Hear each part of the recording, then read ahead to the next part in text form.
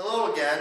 Today we're going to talk about something that seems to be a popular topic among those that are considering getting into the automotive repair field, and that is tools. I'm going to start off by saying if you are in an accredited automotive repair program, pretty much all of your big name tool companies will give you some type of discount on tools while you are enrolled in that program. So Snap-on, Mac, Matco, all of those guys, they have something. I'm probably the most familiar with Snap-on. Snap-on, if you're at a college level, they give you like 50% off on a lot of the stuff. It's not everything they have across the line, but they give you 50% off on a lot of things that they consider student essentials. The question is usually something along the lines of, what do I need when I go to work in a shop? And the answer to that is, in most shops you are going to need something, and the tool list will vary by where you're working, what you're working on, and what your job within that facility is. If you're there primarily as a lube tech, which would be changing oil, rotating tires, and doing vehicle inspections, you don't need nearly the level of tools that you would if you were doing a heavier line repair. I'm going to put up a link to a list of tools that I think are just kind of like your bare essentials. Get in the door, you're going to want to have at least this stuff. And I'll link that in either the description or the comments. I'm not really sure how I'm going to do that yet. I'm still learning YouTube. Now let's get to what tools you actually want to purchase.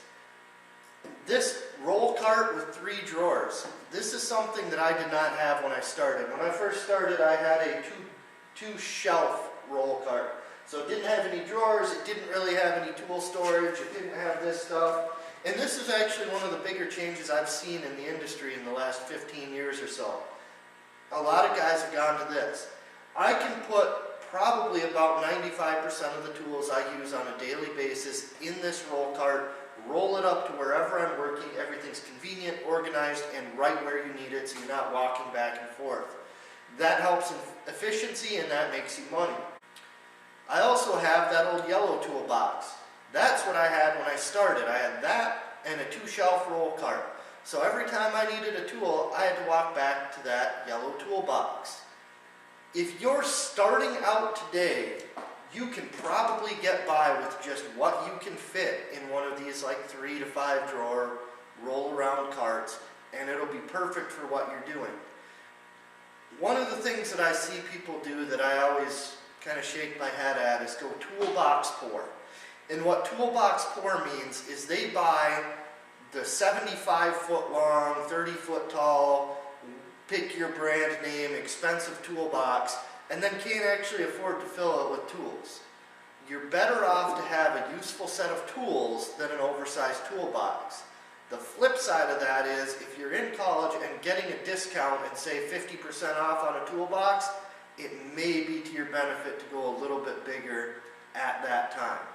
If you're buying this stuff off the tool truck, buy what you need. Maybe a touch bigger to give yourself room to grow. You don't need to go to the biggest thing in the world right off the bat. As for tools themselves, if you're working as a professional mechanic, I would say at a minimum, the tools you're using should carry a lifetime warranty. That's maybe not the greatest indicator of quality, but if they carry a lifetime warranty, they are probably at least halfway decent. Do you need that for every tool in your toolbox? Not really. You want to pay attention to what you use on a daily basis, or what you think you will use on a daily basis. I work primarily on automotive repairs. This 2-inch wrench is something that I use maybe once a month, probably not even that. In fact, this 2-inch wrench, I'm not sure if you'll be able to see it, but it's actually ground out. It's not 2 inches anymore. This is the right size to fit a Chrysler 8 1/4 pinion, because I used it as a pinion holder. I didn't have anything else, but I had this cheap wrench and a grinder. This doesn't carry a lifetime warranty. It's in my toolbox. It fits the needs of what I do with this wrench. This ratchet, on the other hand, carries a lifetime warranty and is, in my opinion, one of the nicest ones you can buy. I use this every day when I'm working on cars. You want to have a quality tool if you're going to use it every single day. Even if you're going to use it every week, you probably want to have a nice quality tool. This stuff is expensive and you don't have to buy it all at once. Over the last day or so, I've been going through and cleaning and organizing these toolboxes.